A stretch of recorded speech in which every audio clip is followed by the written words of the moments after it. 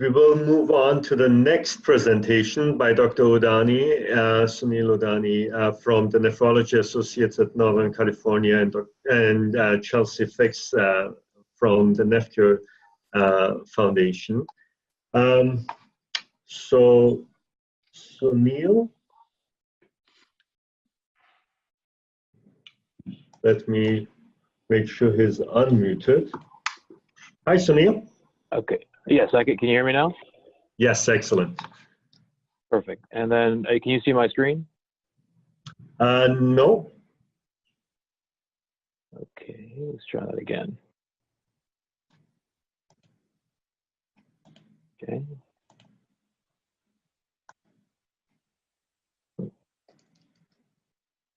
Yes. You can see it? Yeah. Okay, perfect.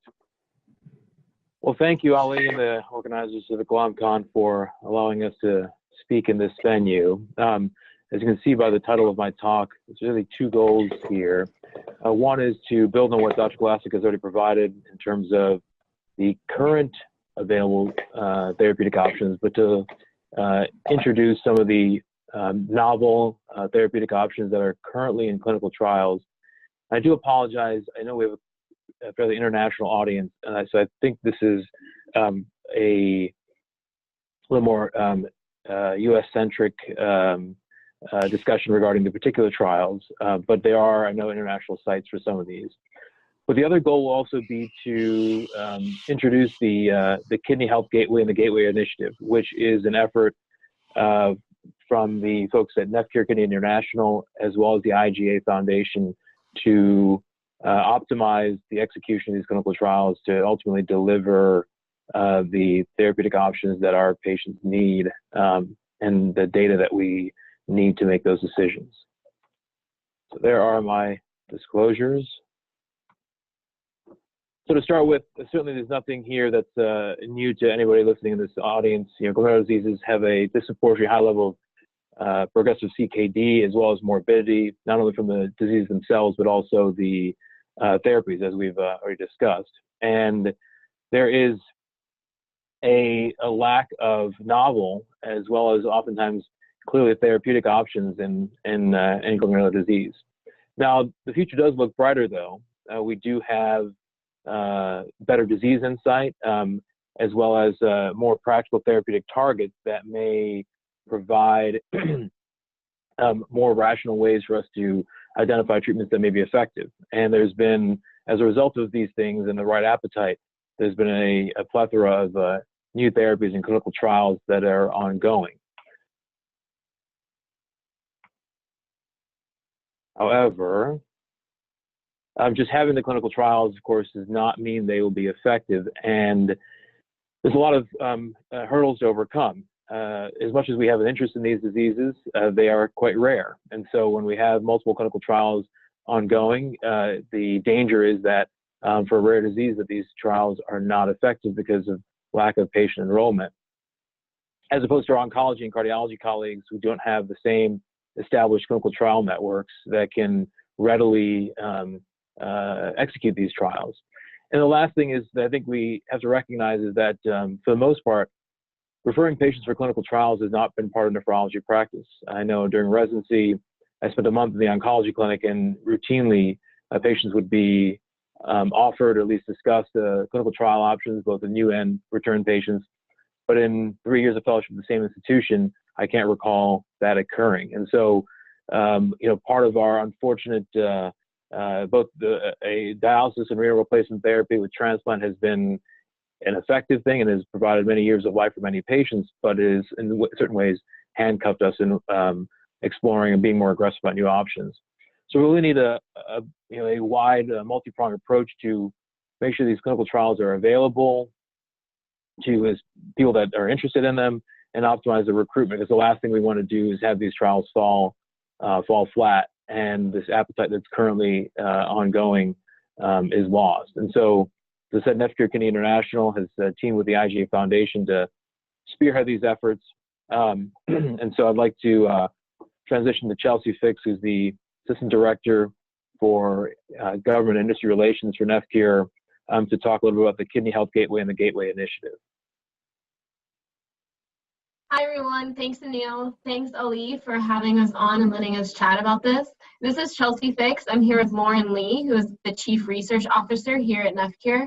Very quickly, I want to give a very brief overview of what we have going on to help support these trials.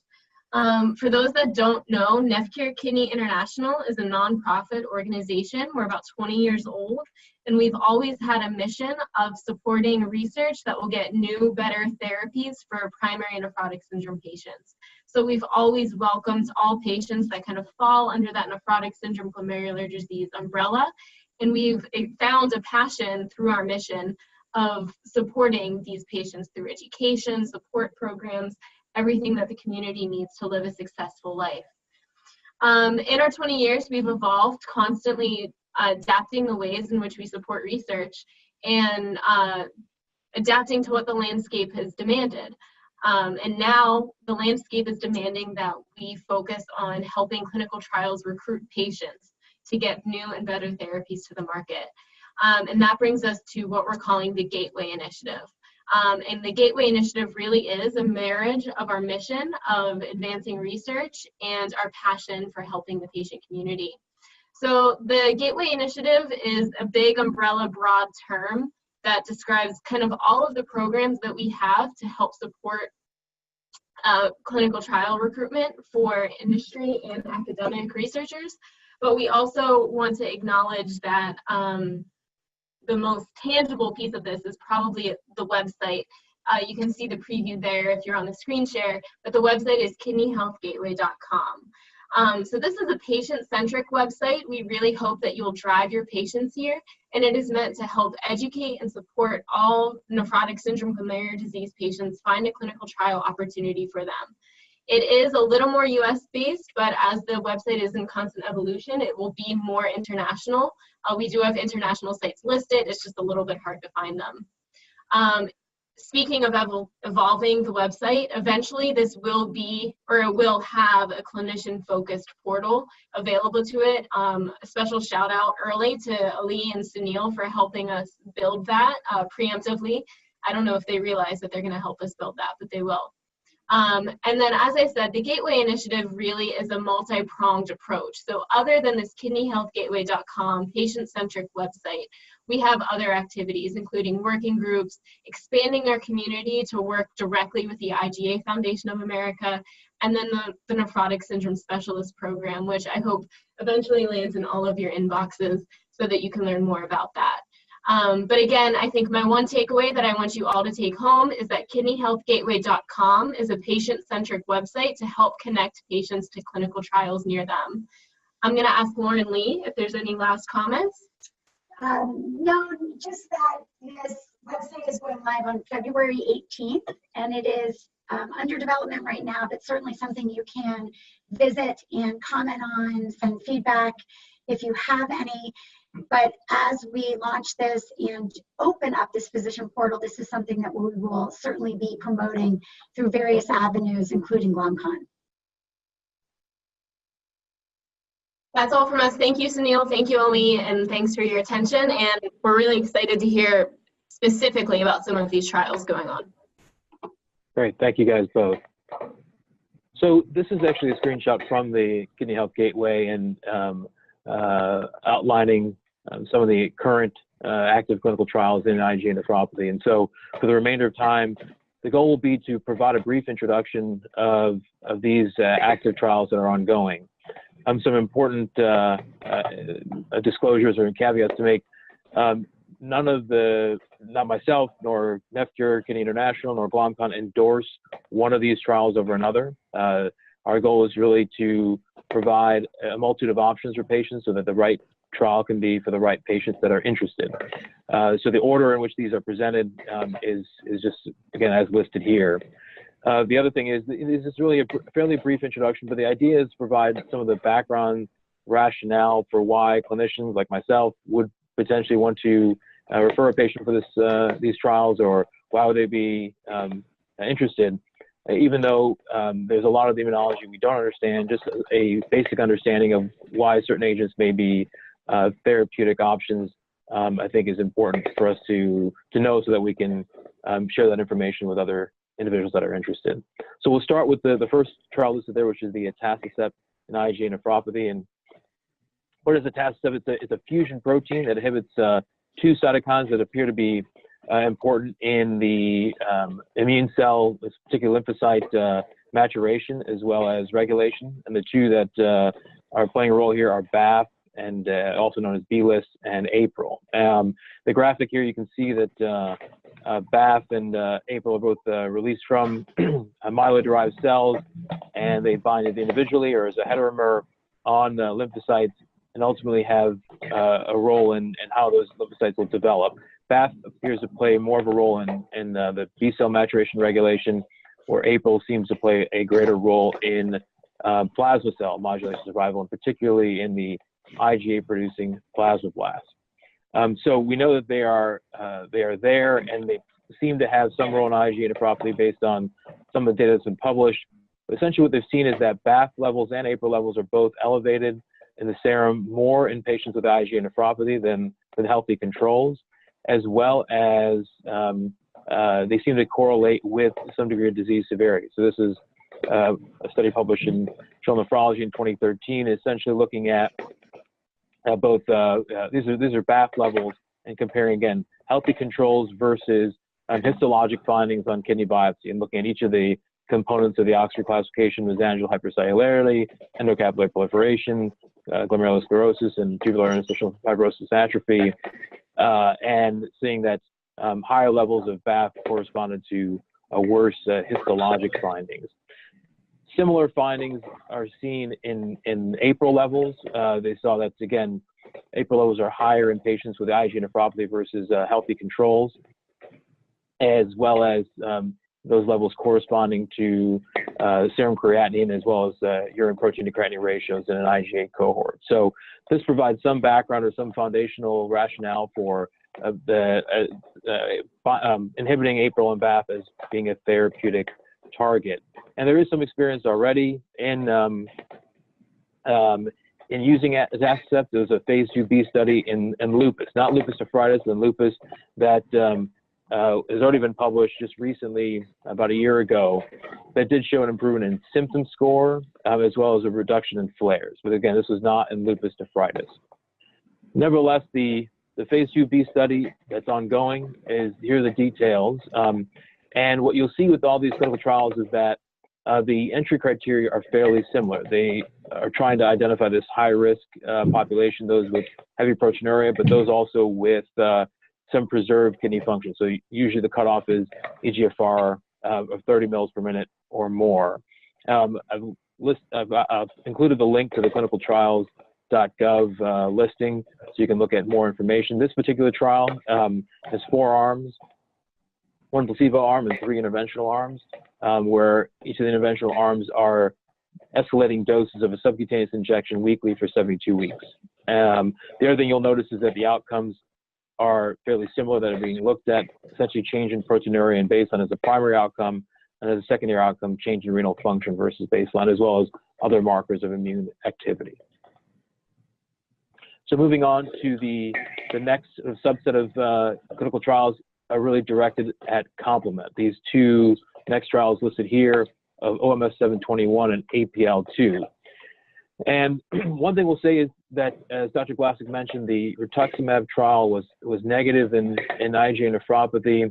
And I think what it has at least expanded my understanding or my thinking in that, while IgA nephropathy seems to be an antibody-mediated disease, it's important to look at other mediators of the immune response that may be playing a significant role, and other targets may be more important in preventing disease activity. So the 2 complement-derived therapies are this OMS 721, which is a human monoclonal antibody directed at mannose-associated serine protease 2, or MASP2, which is a component of the lectin pathway activation. The other is APL2, which is a pegylated cyclic peptide that inhibits the C3 component of complement. So again, this is fairly new to me when I was looking at this. Why are we targeting complement IgA nephropathy, given the conventional thing is an antibody-mediated disease? Well, it turns out that IgA polymers can activate complement pathways. In particular, both the lectin pathway, as well as the alternative pathway, even beyond the classical pathway, which is activated by IgG complexes. And how do we know that? The best evidence for that is the finding of co-deposition of components of lectin pathway activation as well as alternative pathway activation in kidney biopsies. So for the lectin pathway, it is seen as co-deposition of the mannose binding ligand, which is a part of the activation process of the lectin pathway that occurs in somewhere between 17 and 25% of IgA nephropathy cases, and there may be some correlation with disease severity, as well as the co-deposition of C4, which was eventually thought to be evidence of the classical pathway activation, but more again with the co-deposition with the mannose binding ligand suggests that this is indicative of lectin pathway activation. Similarly, there's been, we know we see co-deposition of C3 with IgA in IgA nephropathy, but they've also seen other components of the alternative pathway activation, factor H, preparedin, as both not only in the kidney biopsies, but also other components of alternative complement pathway activation that have led to suggesting again that this pathway is active. So some evidence published by the folks from Imperial College, Dr. Pickering, who's I think done a lot of the work in complement and understanding its role in glomerular diseases. They published a paper last year in Kidney International Reports that looked at multiple different factors or multiple different markers of lectin pathway as well as alternative pathway activation and looking at disease severity. And what they found is that while there were association with many of those markers in the presence of IgA nephropathy versus healthy controls, only MASP3, this mannose-associated serine protease 3, was correlated specifically with disease severity. And in fact, what they found is that levels were lower in the serum with those with more severe disease, suggesting that there's more pathway activation and consumption of these proteases. This is not unique to IgA nephropathy, as it turns out. It appears that MASP3 levels are also lower in patients with lupus nephritis as compared to those with lupus without renal involvement. So again, suggesting that this is a potential mediator of glomerular injury. Again, similarly, for looking at the alternative complement pathway, they found here is that essentially they found is that there was a greater deposition of the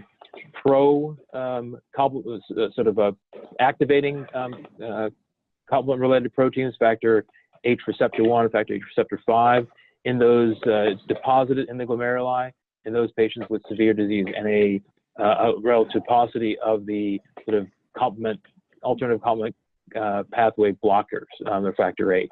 Again, suggesting that this pathway may be playing a role in disease injury and severity. So this has led to, this and other information led to 2 active clinical trials. The first is this efficacy and safety of the OMS 721, which is the monoclonal antibody directed against MASP2. This is a phase 3 study. And again, listed the clinical trials, a listing there. Similarly, it's IgA nephropathy with relatively preserved kidney function, significant proteinuria, and this is a placebo-controlled trial. So weekly infusions of the study drug versus placebo for 24 weeks, with the primary outcome being protein excretion compared to baseline. Of note, this agent was already studied in a phase 2 study, and they released some of that data in ASN in 2017. And just of the 4 patients that they reported the data on, 3 of the 4 had both a proteinuria reduction as well as improvement in eGFR. So some, at least, foundational promise. In terms of APL2, which is that inhibitor of C3, again, similar patient population. This is daily subcutaneous injections of study drug. This is an open label study as a phase 2 trial. And once again, looking at reduction in proteinuria from baseline to the 48-week mark.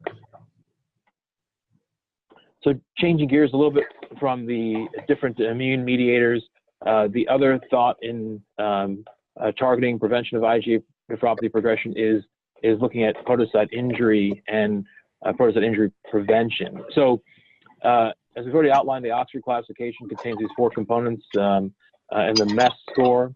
But in 2017, the folks that did the initial cohort looked back to get a better idea of what the nature of the sclerotic injury was. In particular, noting that there are some shared characteristics clinically with IgA, certain subsets of IgA nephropathy as well as FSGS, thinking, okay, can we identify those individuals that have more of a podocytopathic injury that leads to sclerosis versus scar? And they were able to agree on certain characteristics: podocyte hypertrophy, tip lesions, and adhesions that were distinct from sclerotic lesions that look to be more from scar. And in that subset of individuals, what they found is those had a greater degree of proteinuria, a greater rate of renal functional decline, and shorter renal survival. I'm suggesting that, again, if you can present this podocyte injury, we may be able to prevent the disease progression. Well, there's multiple mediators of podocyte injury and multiple different pathways. One that's come into interest recently is the endothelium pathway. And the idea is that podocyte injury from any cause leads to an increase in endothelin-1 and an increased receptors of endothelin-1 on endothelial cells. And so as more endothelin-1 is released and stimulates more of the endothelin receptors on endothelial cells, there's an increase in reactive oxygen species synthesis, as well as a reduction in nitric oxide production. This leads to endothelial cell dysfunction, which also leads to podocyte apoptosis and detachment, and what we see clinically as proteinuria. So sparsentan has been looked at as a dual angiotensin II and endothelin-1 receptor antagonist, and there is currently a phase 3 study on sparsentan in IgA nephropathy. It's a randomized controlled trial, irbesartan versus sparsentan in those individuals with significant proteinuria and preserved kidney function. And once again, the primary outcome is change in protein-creatinine ratio at 36 weeks. It is of note that there was, again, along these same lines of podocyte protection, there was a phase 2 study in FSGS that was already completed that did demonstrate a reduction in proteinuria that was published late last year in JASN, and there was an ongoing phase 3 study in FSGS. But again, because of the idea of shared pathways of injury, there's thought that this may be helpful in certain subsets of IgA as well.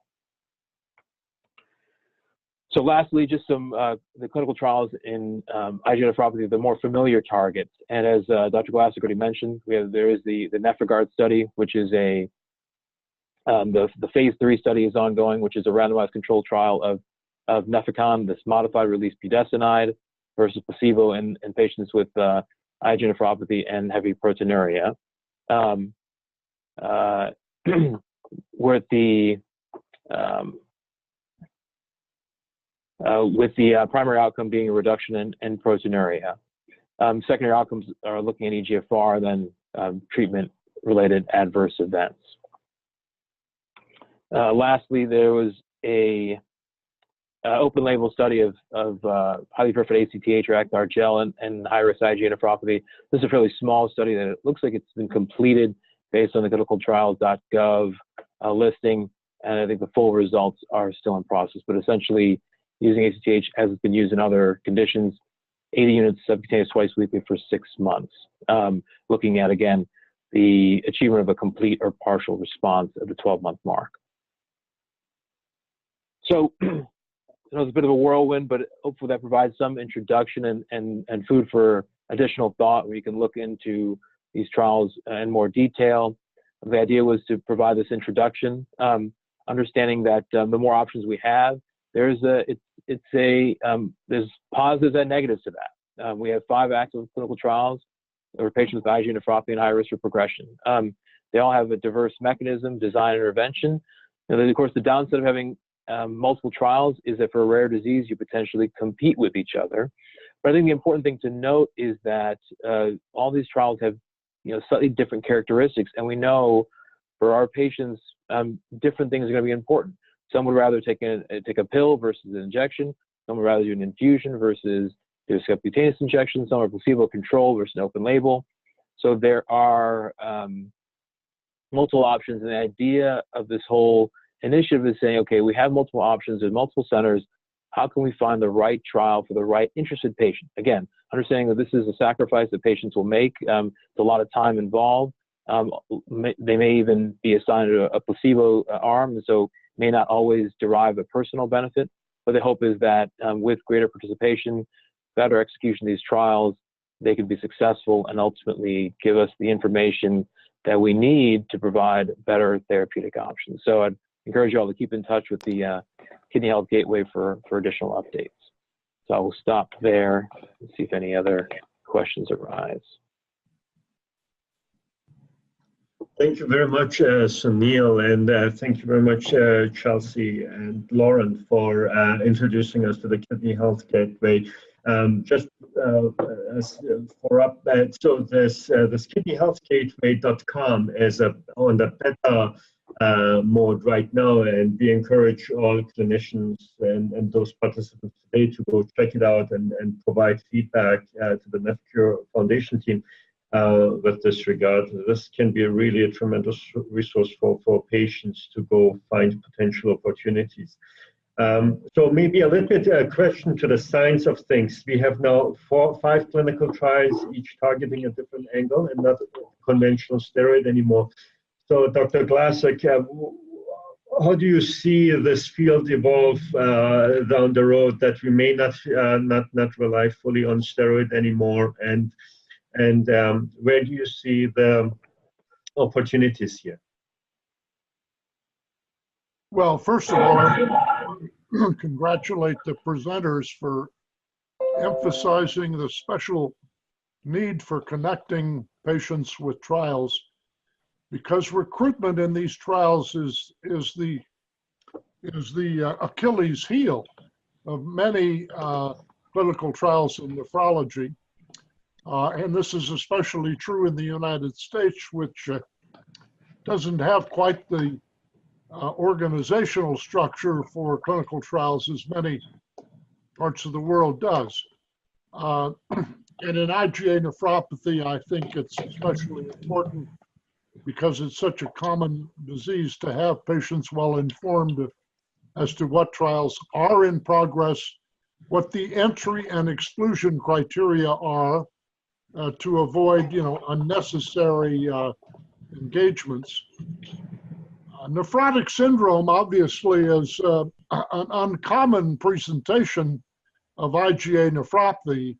Most of the patients who go into these trials do not have nephrotic syndrome.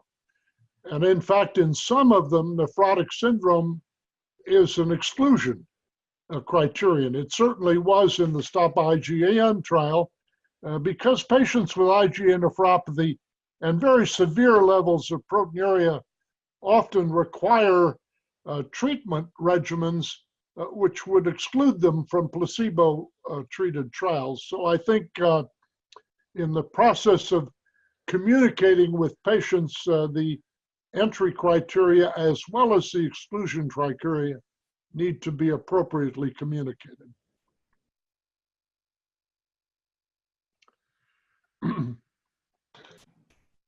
So Neil, now if someone wants to go about thinking, enrolling patient, also a question to Chelsea, there are 2 ways I think now perhaps the audience may be thinking about this. One is, how can I get my patient involved into participating in a study? And the other thing is also, some may wonder, how can I be involved in perhaps helping as a site for the clinical study?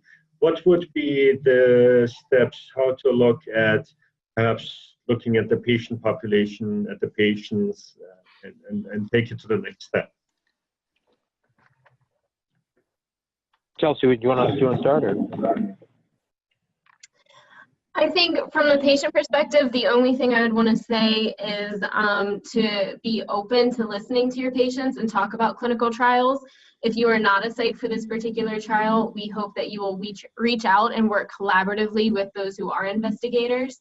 And if you need any information about a trial or assistance, NephCure can certainly help get you that, either from us or from the sponsor.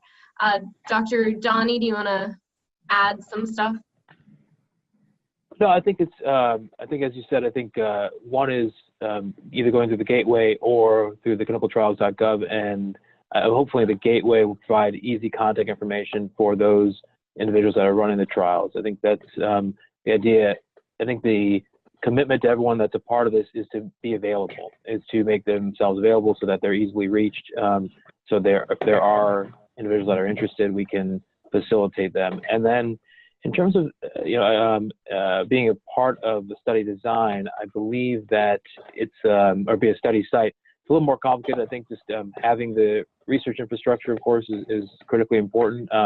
It can be phase 2 trials, which can be fairly involved in terms of looking at peak pharmacokinetic data and many blood draws. So I think getting that in place would be the first step. And I think then reaching out to either the existing centers, because I think all of us want to have geographically more sites so that people aren't having to travel long distances. So I think reaching to the existing centers or the trial sponsors themselves, which I know are acutely interested in expanding trial sites. Okay. Excellent. Thank you very much. Any questions from the audience? Okay. Great. We are 10 minutes past. Thank you so much for our speakers, Dr. Glassek, Dr. Udani, and Chelsea Fix and Lauren. We will see you next week again. And thanks all the participants. Thanks very much. Bye. Thank you very much, everybody.